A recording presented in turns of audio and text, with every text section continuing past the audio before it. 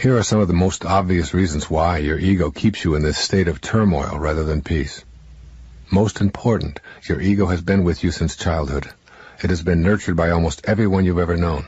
Generations of those nurturers have also been dominated by their egos. Your ego wants to survive. If it can keep you in a state of inner turmoil, it will block you from knowing your spiritual self. From the ego's perspective, God is a huge threat, so it will do all that it can to keep you from experiencing that inner peacefulness where God's voice is so beautifully clear. Your ego does not want you to change. The idea of yourself as self-important and special nourishes ego, keeping it healthy and operating at full strength. Even though ego itself is an illusion, just a false idea that you carry around with you, it behaves as if it really had a life of its own. Your ego will make every effort to convince you that you do not need to change. In fact, if you're asking yourself why you shouldn't feel special, you are listening to it right now. These are the kinds of thoughts that have kept you from making the changes leading to inner peace. The ego thrives on fear. When you are afraid, you are at the mercy of the ego. Fear will drive you to behave in ways that undermine your sacred self. Your higher self tells you that there is nothing to fear, that love is the answer to everything, and that God is what love is all about. Your loving presence assures you that you do not need to feel guilty or fearful, and that if you do, it will subside when you experience inner peace. When you experience love within, you have no guilt and no fear. You know that everything you are experiencing is in order, including your woes, which are your greatest teachers, and the death of your body, which is ordained for all the world of the manifest. You know that death is a reward, not a punishment. Therefore you have nothing to fear unless you listen to your ego encouraging fear and dismissing God. Your ego wants you to be on the move, looking for more things to consume and more possessions to own. The more you are on the move in your life, the less time you will have for knowing your spiritual base. Ego cheers you on to stay busy, to keep moving, and to avoid the inner quest where your ego faces restraint. Your ego wants you to face outward. It wants you to continue facing the wrong way so that you cannot experience the presence of God in your life. By facing away rather than inward, you ensure the strong presence of your ego forever. The consequences are that you will continually feel the pressure to compare yourself with others, the need to defeat others in order to feel powerful or even worthwhile, to have more and better toys, to accumulate more trophies. All of this facing outward is the work of the ego. When you refuse to listen, it shouts that you must be upset when others get ahead of you, that you are worthless when you lose, that being number one is more important than anything, that to settle for less is to admit to being a loser. All of these beliefs are deeply ingrained within you. It is very difficult for you to even imagine not having them because the work of your ego and the egos of so many others have been working overtime, convincing you that this is the only way to be. Facing outward brings about a sense of inner conflict and agitation that keeps you pursuing the gold stars that the ego offers. These are a few of the more obvious payoffs your ego uses to keep you in a confrontational rather than a peaceful mood. I have provided some alternatives to the persuasive tactics of your ego. Keep in mind that you can restrain this ego simply by the power of your own will. All it takes is a determination to live by the dictates of your higher self and a willingness to act on that determination rather than succumb to the easier path of the ego. Here are a few ideas for putting peace in your life permanently. Thinking of yourself as a peaceful person is the first step, but it is only the first step. The thought must translate into action in order for you to know peace. Work at curbing your inclination to create confrontation and disruption in the lives of others. A simple practice of pausing and asking yourself whether your ego, which loves turmoil, or your higher self, which loves peace, is about to act. That pause will help you to send out a peaceful response even in situations where you are feeling impatient or misunderstood. In those situations, you will be able to state simply, for example, you are really having a rough day, to a hassled clerk rather than, I've been waiting for 15 minutes already and I'm really feeling abused. Send out peace by catching yourself and then consulting your loving presence for a response rather than relying on your ego. Practice releasing the emotions of fear and guilt and replacing them with love and forgiveness and kindness. Release the guilt by forgiving yourself and vowing to avoid that kind of conduct in the future. You do not need the guilt unless you're going to allow your ego to continue its dominance over your life forever. For example, make a list of all the things that keep you from loving yourself. Your list might include being overweight and jealous or nervous or addicted or incompetent or uncoordinated, then regardless of how much effort it takes, reverse your mental sentences and state that you love yourself while being fat, while being addicted, and so on. This will help you to feel peaceful about the choices you've made and to realize that you are not that body or those desires. You are the invisible chooser. As you become more peaceful with the chooser, you will begin to replace the unhealthy choice in a spirit of love. Examine everything that offends you and see if you can get your ego out of the picture. If hunger and starvation in the world offend you, try shifting to a new awareness. Somehow, in some way that I do not comprehend, these things occur in divine order, and so too does my desire to change it exist in divine order. Shed what offends you and act on your desire to make corrections. There will then be no need to fight. Similarly, if you find someone else's behavior offensive, you are interpreting that behavior from your own self-absorbed position, which is that they shouldn't act the way they do. You choose to be offended, hurt, or angry by their behavior. But they are acting the way they are. Your being offended is your ego talking to you to keep you anxious and upset. If you don't take it personally, and if you see the behavior for what it is, you can work to eradicate the evils of the world unimpeded by your ego's encouragement to be offended. Keep in mind that grievances bring turmoil, while communication brings peace. If you want peace in your life, rid yourself of your grievances. The way to shed these grievances is to let go of your own self-absorption and to practice forgiveness rather than revenge. As you let go, you will feel a sense of peace overtaking you. If you are angry towards someone in your life, no matter how difficult you may find it, work at communicating with that person about your aggrieved feelings. Your embarrassment or inner anguish over being wronged is just what your ego wants you to experience, since it will keep you away from your sacred quest and keep you in the clutches of your anxiety-loving ego. Keep this little sentence ready to consult. Judgment and peace are antithetical. A Course in Miracles says the strain of constant judgment is virtually intolerable. It is curious that an ability so debilitating would be so deeply cherished. You must make a daily effort to look upon others without condemnation. Every judgment takes you away from your goal of peace.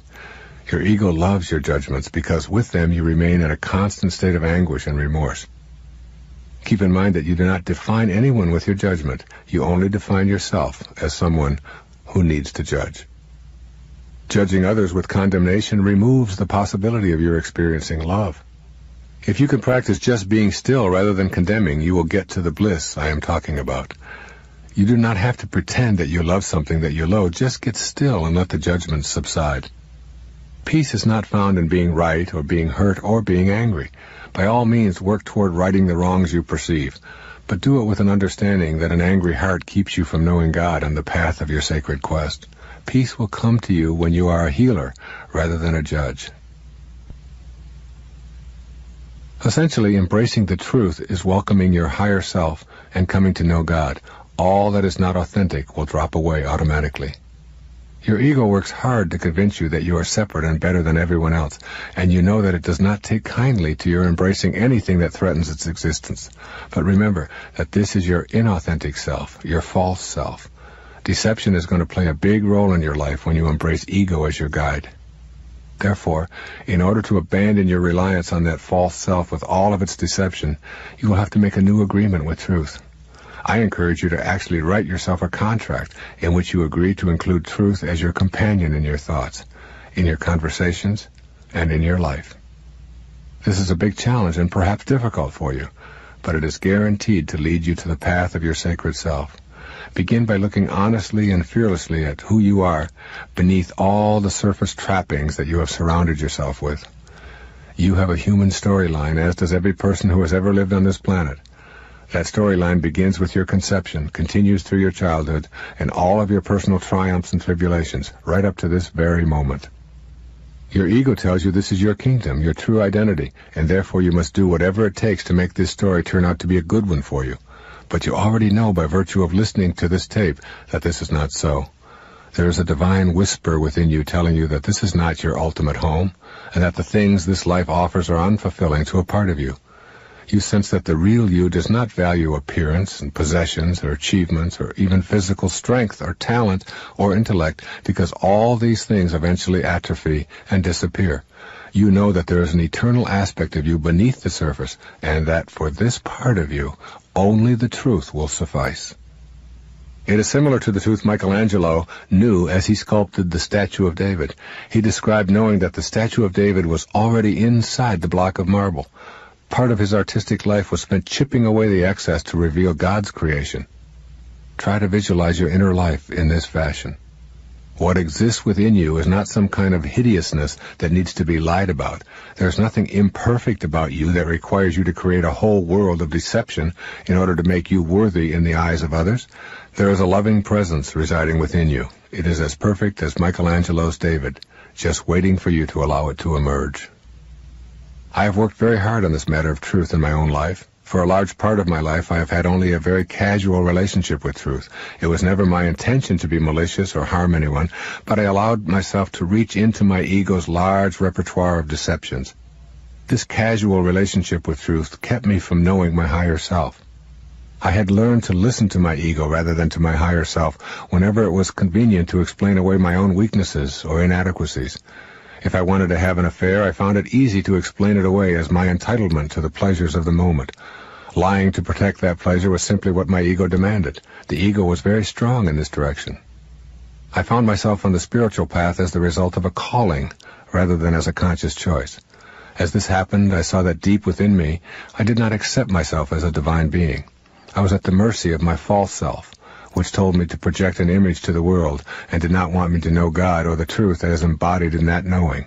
Consequently, I was deceiving myself to maintain that false self.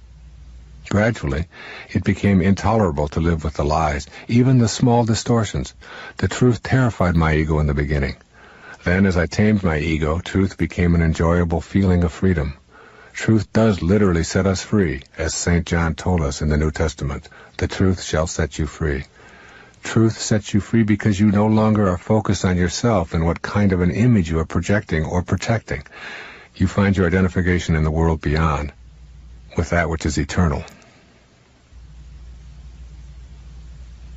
We see and hear lies all the time. The media is filled with advertising claiming all manner of things that have nothing to do with reality.